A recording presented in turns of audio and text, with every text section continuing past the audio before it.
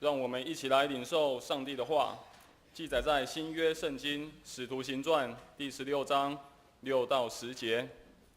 新约圣经使徒行传16章6到10节，和合本圣经在187页，其他版本请看荧幕。圣灵既然禁止他们在亚细亚讲道，他们就经过伯吕加、加拉太一带地方，到了美西亚的边界。他们想要往庇推尼去，耶稣的灵却不许。他们就越过美西亚，下到特罗亚。在夜间有异象现于保罗，有一个马其顿人站着求他说：“请你过到马其顿来帮助我们。”保罗既看见这异象，我们随即想要往马其顿去，以为上帝召我们传福音给那里的人听。请本堂陈牧师来讲道，题目是领受信心的依据。领受信心的依据。我们同心来祷告。慈悲阿们的父神，我们向你献上感谢。在寒冷的天气当中，你赐给我们有足够的饮食，有足够的衣服。主也向你献上感谢，因为你存留我们的生命气息，也让我们能够在世上认识主耶稣，找到我们人生当中的意义和目的。主，我们也恳求你再一次纪念在日本受灾受难的百姓。主，求你在寒冷的气候当中亲自与他们同在，保守眷顾他们。主，也求你勉励我们的心，主要让我们能够愿意来帮助他们，更为他们来祷告。主，再次在今天的礼拜当中，愿你的灵亲自与我们同在，透过你的话语，让我们能够更明白你的旨意。这样子祷告祈求，奉靠主耶稣基督的圣名，阿们。各位弟兄姐妹，大家平安。在今天我们所要分享的信息，领受信心的依据，有2个目标。我们一起来念第一个目标：一、明白圣灵所启示耶稣的话语，引领我们勇敢向前。请你在你的周报上面，耶稣的话语，你把它圈起来。我们今天的目标就是希望我们能够明白圣灵的启示，并且启示的是来自于耶稣的话。第二个目标，要根据以上的前提，就是圣灵所启示耶稣的话，学习敬畏。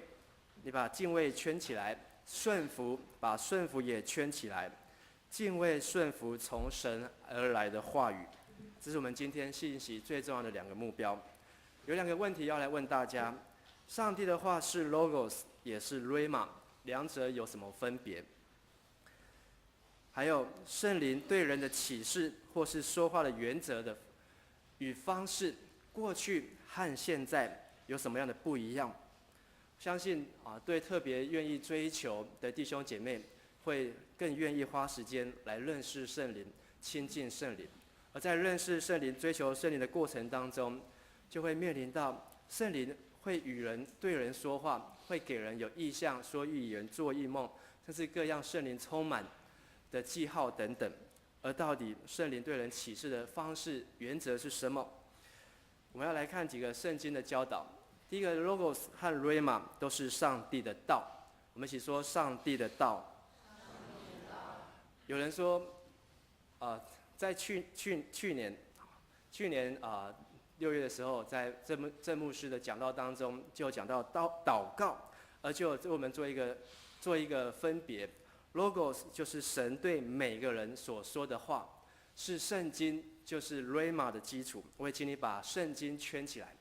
logos 是神对世人普遍的话，而 rhema 是什么？ rhema 就是神对您个人所说的话，是神对某人或是在特定的时间、特定的状况所说特定的话，或所给特别的应许。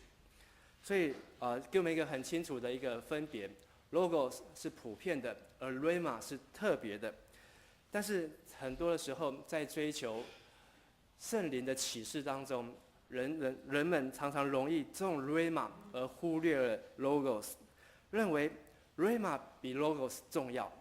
不晓得你认为 rhema 和 logos 哪一个比较重要？当耶稣在旷野受试探的时候，撒旦他也是用 logos 用圣经的话来试探耶稣，但是耶稣所回答他的却是 rhema， 是有能力的，因为是来自于上帝的启示。特别在使徒行传当中，当彼得他看见一个异象，就是有一块布从天上垂下来，里面充满各样不洁净的动物、活物，就有声音对彼得说：“彼得，起来宰了吃。”但是这个是一个 rhema， 是来自于圣灵的启示，上帝的话。但是彼得却回答说：“主啊，万万不可，因为经上你的话说不可以吃。”让我们看见一个冲突：上帝自己的话 logos 和上帝自己的 rhema 会不会有冲突呢？我们来看几个经节 ，logos 和 rhema 在路加福音9章44节到45节，我们一起来读。你们要把这些话存在耳中，因为人子将要交在人手里。他们不明白这话意思乃是隐藏的，叫他们不能明白，他们也不敢问这话的意思。在这边同样 ，logos 和 rhema 是希腊文。你可以看见一段话里面，耶稣说要门徒们把这些 logos 存在耳中。但是他们却不明白这个 rhema 是什么，所以 rhema 它有个特性是隐藏的，因为这些话是隐藏的，不明白，门徒不明白就不敢问。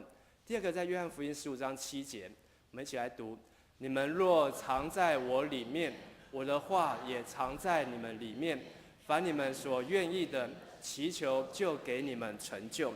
rhema 它有一个特色，有一个特性，就是它必须藏在基督的里面，我们必须要常常在基督的里面，才能够领受 rhema。若不藏在他的里面，就得不着 rhema 的启示。第三，也是我们今天的经节，罗马书10章17节金句，一起来读。可见信道是从听道来的，听道是从基督的话来的。所以 rhema 才会产生出真正的信心，因为基督的话是 rhema， 而使人听见了 logos， 而进而明白了 logos， 进而领受信心。所以 logos 和 rhema 哪个比较重要？其实都很重要。如果你只追求 logos， 只追求 rhema， 但却不来领受 logos， 就没有那个根基，就没有那个基础。第二个圣经的教导，我们来看圣灵在使徒行传当中启示的方式，在过去和今天有不相同的地方。第一个，使徒行传的时代，新约圣经完成了没有？并没有，还没有完成。他们所有的只是书信，而并没有把它编辑成圣经。所以圣灵必须要直接来教导。虽然他们有旧约，但是他们却不明白基督的话，却不明白圣灵的工作是什么。不像今天我们能够看完整的福音书，有完整的使徒行传，甚至书信一直到启示录。所以圣灵必须在使徒行传当中直接教导，因为有太多的异端。所以反过来问，那今天圣灵要不要直接教导？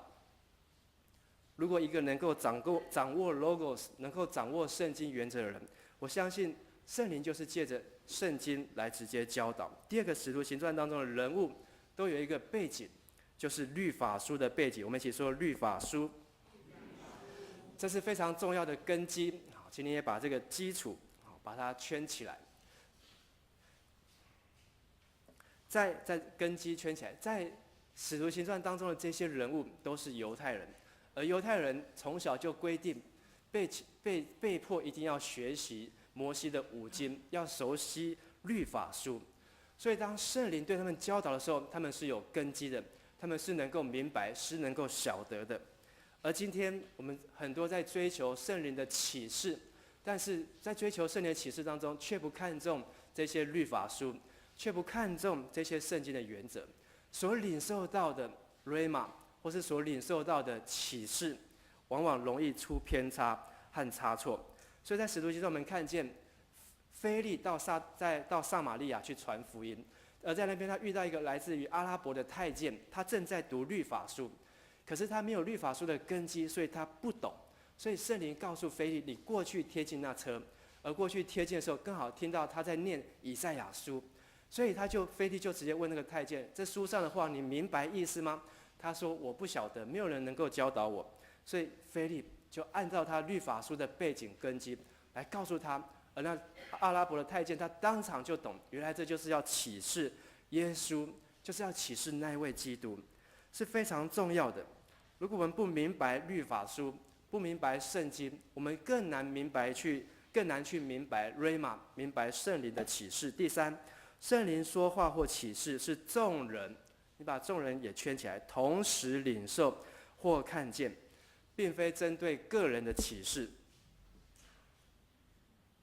在使徒行传当中，我们可以看见，当圣灵对人说话的时候，几乎是人人都听见，或是人人都领受，而且是同时的。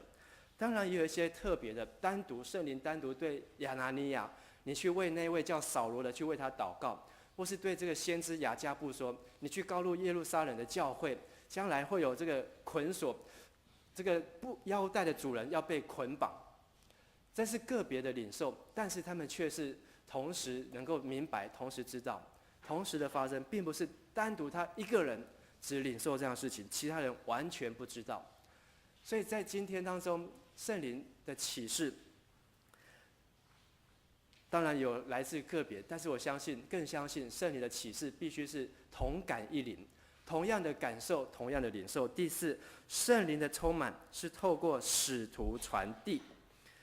在整卷使徒行传当中，圣灵没有自己降下来，自己充满在一个人身上，或是一个人他自己祷告，他就领受圣灵，都是透过这些使徒为他们按手，甚至到了书信当中，长老为他们按手来领受圣灵，是透过有人带领，透过传递的。所以在使徒行传第8章或是第19章，当他们为腓利为人祷告，或是为亚波罗的信徒祷告的时候，都是使徒们亲自去为他们按手而领受了圣灵。第五，圣灵的充满有一种叫做外显式的，是我们在过去学习当中有内蕴的和外显的。而外显的圣灵充满，就是你可以看见，可以感受，他可能会发出言语，会说预言，会说方言，他可能会抖动，他可能会大哭，会大笑，他可能会尖叫，他可能会扑倒，可能会各样你看得到的外显式的圣灵充满。但是在使徒行传当中，这些外显式的圣灵充满都有它重要的目的和意义。请你把重要这2个字圈起来。外显式的圣灵充满有它重要的目的和意义。最明显的就在五旬节当中，这一群门徒在马可楼上祷告的门徒们，他们祷告圣灵充满他们，而让召集了天下的犹太人，让他们惊讶，他们居然能够用他们的家乡的话、希腊话，用不同的话来赞美上帝，用非埃及的话来赞美上帝，这是他们在家乡所没有听过的，所以他们都聚在一处。当然聚在一处，彼得就站起来讲道，而讲道完之后，就有3000个人悔改，因为被圣灵扎心，而那一天就受洗，有重要的目的。甚至在哥尼流也被圣灵充满，也有圣灵降在他的身上。而哥尼流他是一个意大利人，他在该撒利亚那个地方被圣灵充满，也是一个代表圣灵的工作，从耶路撒冷已经去到了犹太地，并从犹太地去到了撒玛利亚。所以这是按着使徒行传耶稣所应许的，要从圣灵临到的时候，就会从耶路撒冷、犹太全地、撒玛利亚直到地极，代表一个意大利的一个军官也可以领受圣灵，甚至在亚波罗的门徒身上也领受了圣灵，代表这样的圣灵已经不是只有这是在哥林多发生的，不是只有在小亚细亚，不是只有在撒玛利亚，甚至到了希腊，圣灵的充满也临到，这就是有重要的意义和重要的目的。第四，圣灵的充满是第六，圣灵赐的神迹是借着他的器皿见证所传的什么道。圣灵充满不是主要目的，主要目的是要见证所传的那个道，证明这些门徒、这些使徒，他们所传的是真实的，不是个人杜撰的，也不是异端，是因为有神与他们同在。所以不论当彼得或是保罗或是希拉，他们在监牢当中，或是他们遇到了风浪、遇到了凶杀，这些的或甚至是瘸腿被医好等等，这些的神迹都为了证明这些人所传的。所以在使徒行传你可以看见神迹的发生，必定是有人在传讲什么？上帝的道。神迹的发生必定是有人在传讲上帝的道，而不是为了追求神迹、求医治而神迹才发生，必定是见证他所传的道。而这是在圣灵过去和今天所不一样的，而圣灵在过去和今天的目的一定是一样，必定相同。第一个，圣灵的目的过去是为了要为耶稣做见证，而今天圣灵的目的也是要为耶稣做见证。在整卷使徒行传1章到8章，你都会看见这些圣灵与彼得还有这些约翰他们同在，都是为耶稣做见证。所以在第1章第8节、2章1节，其实第二章的整章，或是第4章的8到12节，还有5章的3到32节，在这些经文当中，你都可以看见都是为了耶稣做见证。我们一起来看使徒行传的第5章第32节这样说：我们是这些事的见证人，上帝赐给顺从的人的圣灵也为这些事做见证。上帝赐给圣灵是赐给这些顺从的人，为这一些事做见证。而这些事是什么？就是挂在木头上的那位基督耶稣被你们这些犹太人杀害，但他复活了。所以圣灵的目的是要为耶稣做见证，赐给顺从的人。第二，圣灵的目的是为要叫人悔改重生，成为耶稣的门徒。圣灵是要使人成为耶稣的门徒，而这当中必须经过悔改，经过重生，才能够成为耶稣的门徒。第9章就是扫罗他的转变。他过去是一个迫害基督的人，而在第9章当中，你看见他的悔改，而从第9章开始，他就开始学习一个重生的生命，一直到后来11章，他才被找到之后，13章他就出去传福音。这是一个成为耶稣的门徒，这当中是需要一段的时间，并不是马上，也不是立即。但是这是圣灵的工作，圣灵的目的要叫人悔改，叫人重生，并且要成为耶稣的学生。而今天圣灵的工作也是一样，圣灵临到一个人的目的，就是要呼召你成为门徒。如果你说圣灵充满我，但是我却不愿意做耶稣的门徒，不愿意悔改，也不愿意重生，更不愿意成为耶稣的门徒，这不是圣灵的工作。所以你可以看见，当有一个年轻的少年的官来找耶稣，他要跟随他。耶稣说：“你要爱上帝，要爱人。”他说：“我从小就遵守。”耶稣就对他说：“耶稣就爱他，就对他说：你要去变卖你一切的财产，去分给穷人，再来跟从我。”那个少年人就忧忧愁愁的走了，因为圣灵在他身上还没有这样的感动，让他没有办法放下一切来成为耶稣的门徒。第三，今日圣灵的目的是为要差派人去向外邦传福音。差派人去向外邦传扬福音。外邦是什么？我在这边做一个括弧，就是那些不信上帝的人。我相信外邦不是只有指外国人，在犹太人的外邦当中，他们的观念就是这些不信上帝的人都是外邦。而可能在我们的家中就有外邦人，不需要去到国外才有外邦人。可能在我们居住的地方就有外邦人，在你上班工作的地方就有外邦人。上帝要我们，圣灵充满我们，就是要差我们去向他传福音。使徒行传第11章的第2节，在这里就提到圣灵差派彼得去向外邦的哥尼流，向他们来传扬福音，做见证。还有在15章第8节的地方也是提到，彼得说：“知道人心的上帝也为他们做了见证，赐圣灵给他们，正如给我们一样。”第9节又说：“又借着信洁净了他们的心，他们和我们之间并没有什么分别。”彼得回到耶路撒冷，报告一个意大利人，他们在该撒利亚那个地方也信了基督，同样也领受了圣灵。这是圣灵的目的，就是要向外邦传福音。所以彼得他们的报告之后，整个耶路撒冷教会都阿们，都同意这是圣灵的工作，因为是要向外邦去传福音。第四，圣灵的目的是要除灭魔鬼的作为。使徒行传13章，当保罗来到塞浦路斯的时候，在那边传福音，遇到士求保罗，而士求保罗的旁边有一个术士叫做以吕马，那个以吕马是行法术的，他设法让这个省长士求保罗远离这样的信仰。所以在这个地方，圣经这样说：扫罗又名保罗，被圣灵充满，定睛看他说：你这充满各样诡诈、奸恶、魔鬼的儿子，一切正义的仇敌，还不停止扭曲主的正道吗？现在你看主的手临到你，你会瞎眼，暂时看不见日光。在这边，圣灵充满的时候是要除灭魔鬼的作为，但是很多时候在今天我们看到很多圣灵充满，追求圣灵充满，它不仅没有除灭魔鬼的作为，反而带来更多魔鬼的工作。是什么意思呢？我曾经看过一个教会，这教会开始追求圣灵，开始要赶鬼，结果这个鬼越赶越多，身上的鬼赶出去之后越赶鬼越多，所以本来每个礼拜都是来敬拜上帝，变成每个礼拜都来赶鬼。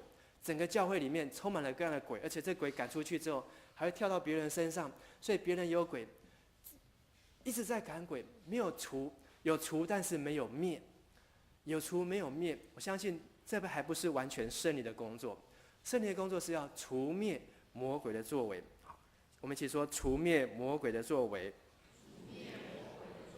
第五，圣灵的目的是要设立信徒，监督并且牧养什么？教会。请你把教会圈起来。很多人说我有圣灵，我不需要上教会，圣灵与我同在，圣灵跟我团契，我们就是教会。但是这不是圣灵的目的，圣灵的目的在设立信徒，而这些信徒是为了要监督并且要牧养教会。我们来看20章的28节，使徒行传第20章28节这样说：圣灵立你们做全群的监督，你们就当为自己谨慎，也为全群谨慎，牧养上帝的教会。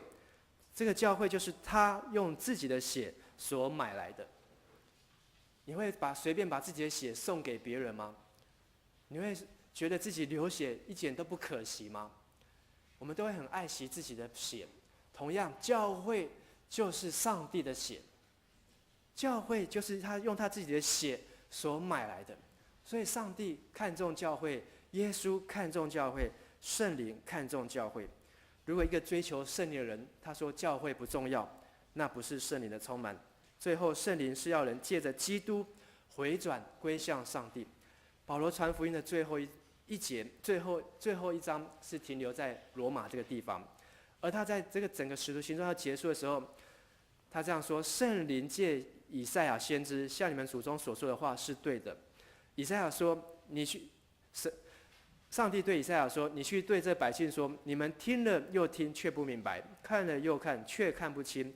因为这百姓的心麻木，耳朵塞着，眼睛闭着，免得眼睛看见，耳朵听见，心里明白，回转过来，我会医治他们。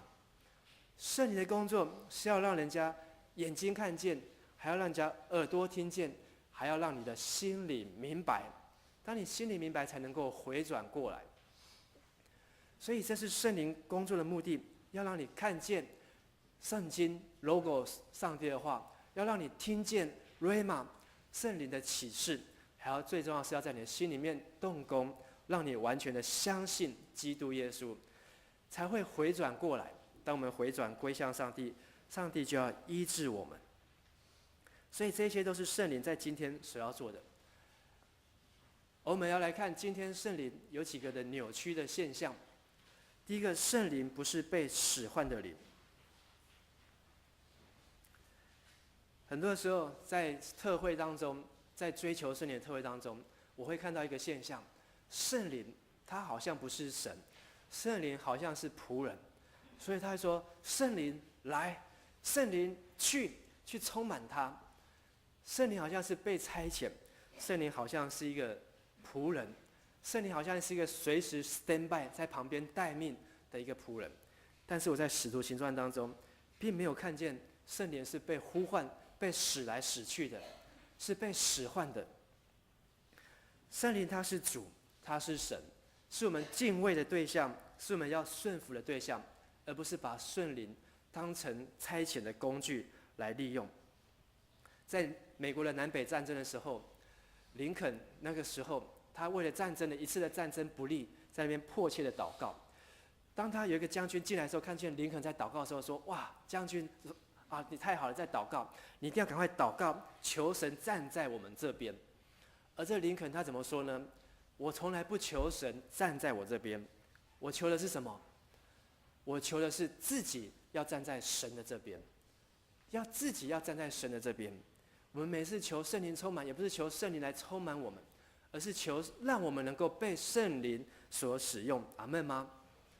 我们要求的是求我们自己可以被圣灵充满，被圣灵来使用，而不是把圣灵当作使用的工具。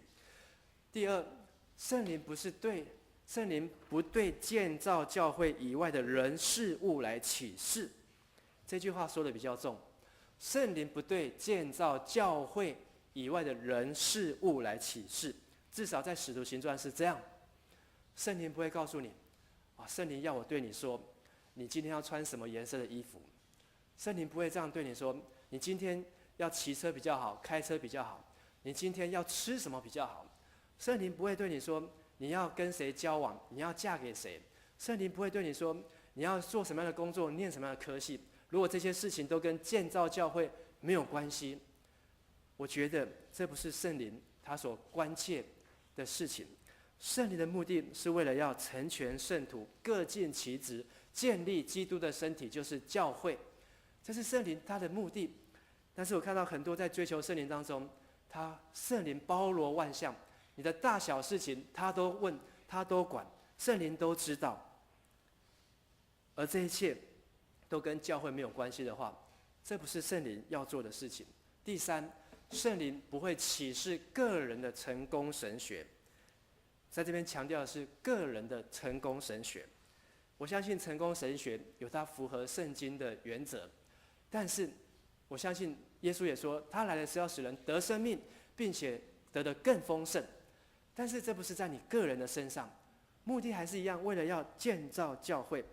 很多时候追求圣灵，通常追求到一个地步，就是只有祝福我，圣灵充满我，然后以我为中心，以自己为中心，看不到他对教会有什么样的帮助。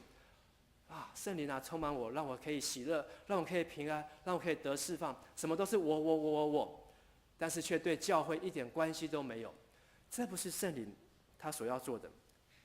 我们可以看见，在初代教会，当圣灵充满的时候，他们凡物共用，信的人聚在一处，甚至在当中有孤儿、有寡妇，没有饭食的时候，没有东西吃的时候，这是看见大家要一起成功，没有一个穷人在他们当中，所以他们要选出执事来负责照顾这些穷人，照顾这些寡妇，因为这是全体的得丰盛，一起得丰盛的生命。这是为了要建造教会基督的身体。还有很多的经节，20章22到23节，或是23章11节，没有时间，但是你可以来看。这些圣灵的充满是为了要帮助教会。第四，圣灵不会站在人数较多的那一边，也不是站在服侍热心的那一边，热心服侍的那一边。今天的教会习惯用投票来表决，今天的民主的文化、政治习惯用选举，但是不代表人数多的就一定赢。如果人数多的话，那在出埃及记，摩西每次都输，因为每次他都只有1票。如果要用人数多来比较的话，12个探子2票对10票也是输，但是这都不是出自于圣灵。所以我们要常常提醒自己，不是用人数多就一定对，也不是你这个人热心服侍就一定对。16章里面我们今天所读的经节，耶稣的灵却不许，圣灵禁止他们。保罗、巴拿巴非常的有热心，甚至保罗他以前就是一个热心的人，他还热心于上帝的道，但是他却做错事情，迫害基督徒。而他开始学习基督的时候，他还是很热心，但是圣灵禁止他们，因为圣灵不要他们去亚细亚传福音，要他们去马其顿传福音，不要再回去了，要传到地极，要往欧洲去，因为这才是圣灵是主。今天的圣灵也不会让我们用投票来表决，或是说只有圣灵热心服侍的人，他就一定有圣灵的充满。第五，圣灵不会自相矛盾，一定要有印证。圣灵他不会反反复复，过去圣灵呼召我要全职来侍奉，但是过了多久之后，圣灵又告诉我，我还是留在家里做全职妈妈比较好。然后过一会，圣灵又告诉我，我要在职代职侍奉，转来转去，让人摸不着头绪。在使徒行传当中，圣灵很清楚，传福音直到地极，没有其他的目标，建立教会要结出圣灵的果子。圣灵不会反反复复、前后矛盾、说一做二，这都不是圣灵。圣灵也不是生疏的神，不是那一位第三位上帝。我们可能认识上帝、认识耶稣，但是讲到圣灵的时候，好像我从来不认识他。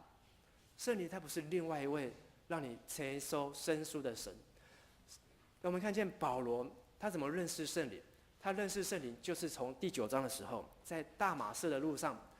他被那个光照耀，有声音对他说，只有他一个人听见，其他人都没有听见。而那个声音就是他后来圣灵，他所认识的圣灵的声音，是一样的，是一起的。他怎么样认识耶稣，就怎么样认识圣灵。今天同样，你怎么样认识耶稣，就是怎样认识圣灵。因为圣灵不是要你再去重新另外一位新的，圣灵是要来启示耶稣，让你更认识耶稣，这就是圣灵。请跟你旁边弟兄姐妹说，圣灵要让你更认识耶稣。所以保罗问说，主啊，你是谁？那个声音虽然是圣灵说的，但是就是耶稣。还有很多扭曲的现象，但是我们要好好的分辨，我们要从圣经当中去领受。而今天我们不要害怕领受圣灵，仍然要继续领受圣灵，而且要努力来领受圣灵。因为圣灵就是我们的生命，好像就是一台车子的油，一台车子有漂亮的壳，却没有圣灵，它就开不走。一个教会有人有建筑物有礼拜，但是却没有圣灵，就仍然没有办法发挥教会的功能，该有的功能。所以我在这边列了4方面，要从4方面来领受圣灵。第一个，要从圣经研读当中来领受。我们一起说圣经研读。一开始我们有讲，这些犹太人他们被圣灵充满，都是有律法书的根基，他们是会背摩西5经的。请问你会背创世纪吗？你知道创世纪有几章吗？请问你读经从创世纪进入出埃及，你真的读圣经有出埃及吗？还是到了出埃及就出不来？你知道民数记、生命记的差别在什么地方吗？你能够明白利未记它的目的是什么吗？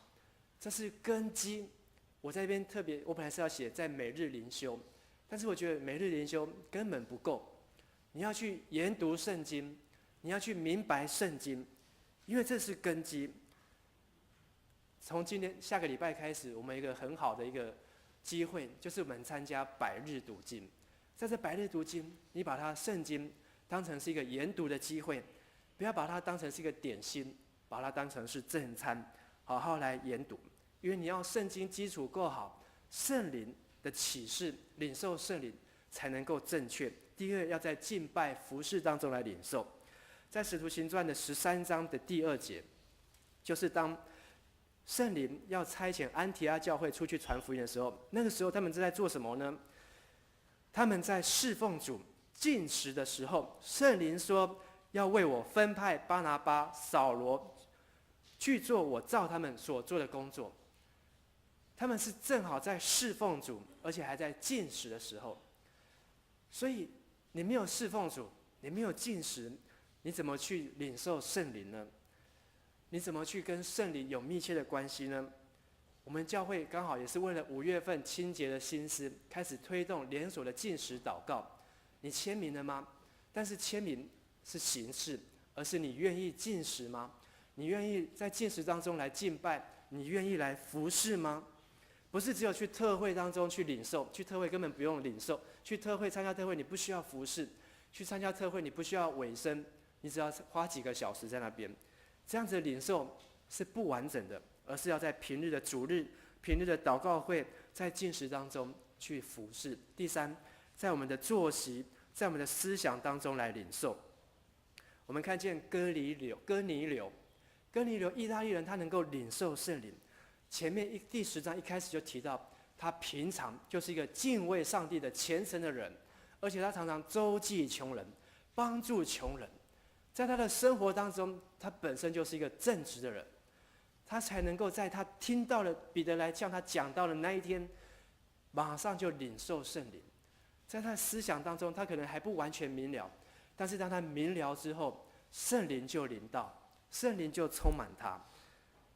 平常我们可能生活不正常，我们的作息不检点，你想要在特会当中，在几个小时当中领受圣灵，这是有问题的，因为你的日常生活不对，你怎么样去领受圣灵？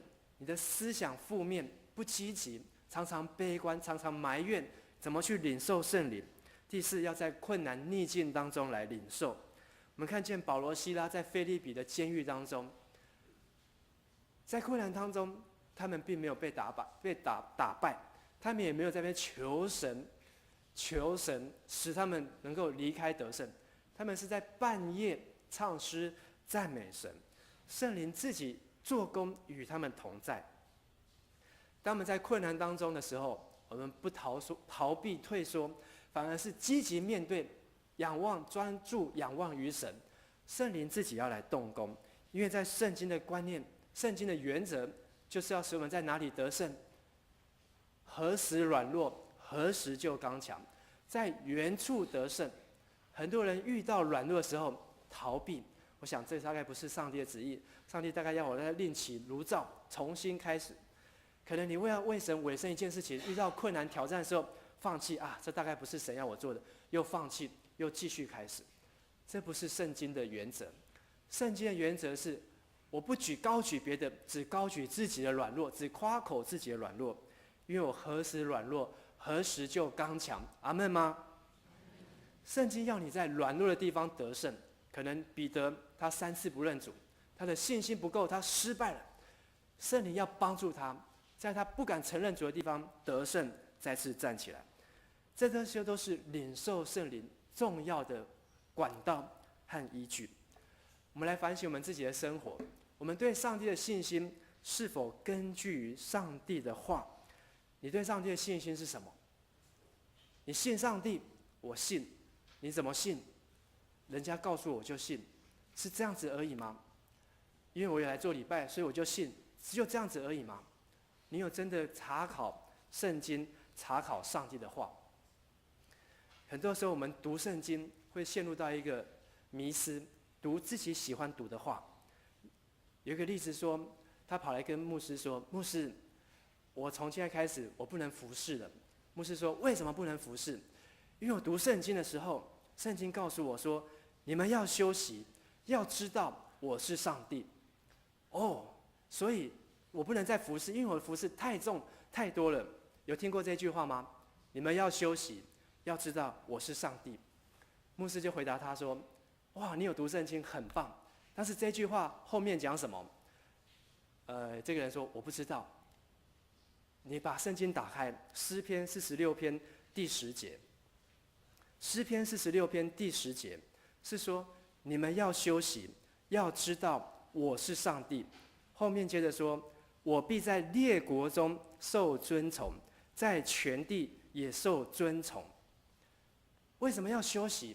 是因为你已经占据了上帝的荣耀，你已经窃夺了上帝的荣耀。当你在那边带领敬拜，大家都觉得你很棒，可是看不到上帝很棒，所以上帝说你要点休息，是这个意思。但是很多时候我们只看我们自己要看的，就用这样子好说啊，跑来跟教会抗议，跑来跟上帝 argue 啊，上帝我做太多，我要休息。上帝要我们说休息，专注看他的荣耀。第二，我们的思想是否紧跟着上帝的话？你的思想里面有没有常常有上帝的话、上帝的原则冒出来？你愿意顺服上帝的话而放下自己的想法吗？今天很多时候我们在讨论事情、在决定事情，我们都会考虑合不合理、合不合情，但是合不合法？但是我们有没有去考虑合不合圣经？情理法，但是合不合圣经？这件事情决定之后，可能合情也合理，但是却不合圣经。请问你要不要做？你在考虑事情的时候，有没有真的去依据上帝的话？在做决定的时候，在开会的时候，有没有把圣经，甚至你有没有去合乎圣灵的启示？我们刚才有说，圣经它可能代表是一个 logos， 但是你有没有去考虑到它的 rhema 是什么？圣灵的启示，耶稣的心意是什么？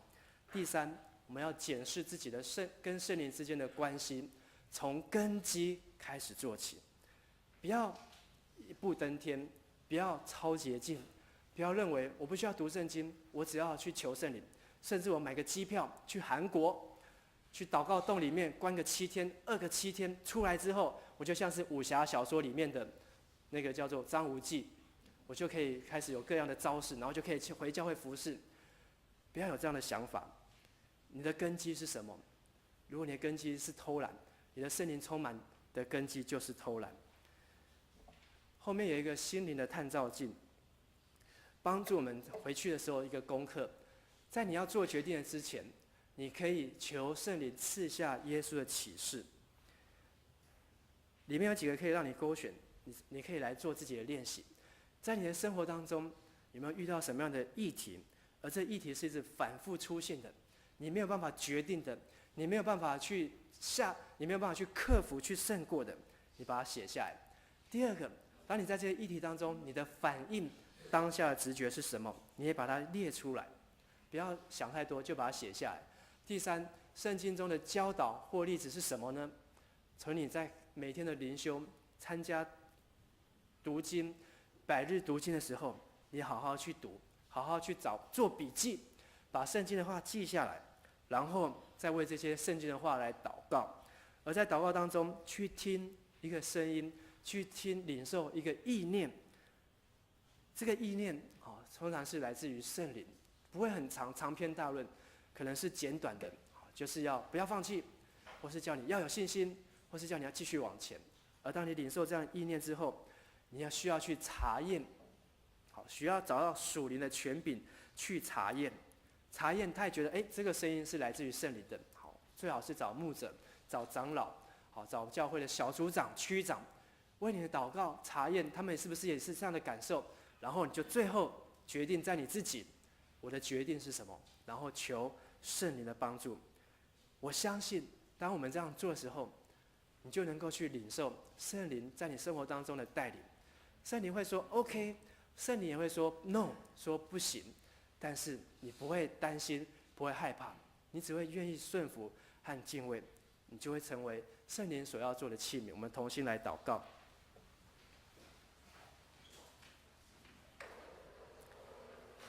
慈爱的父神，我们在这里再次在你的面前谦卑自己。主，我们真的需要圣灵。主啊，但是我们也看见自己的根基不够，我们对你的话语的掌握不够。主啊，求你祝福我们，特别我们从下礼拜要开始的百日读经、禁食祷告。主啊，求你与我们同在。主，让我们在圣经研读当中领受你的灵，在敬拜服事当中领受你的灵，在我们的生活作息思想中也领受，特别帮助我们在困难在逆境当中更要专心来寻求你。主啊，让我们能够在原处来得胜，让我们能够使我们的软弱能够成为刚强，使我们的贫穷能够成为富足。谢谢你帮助我们，这是我们要用使徒信经来成为我们的祷告。我信上帝全能的父，创造天地的主。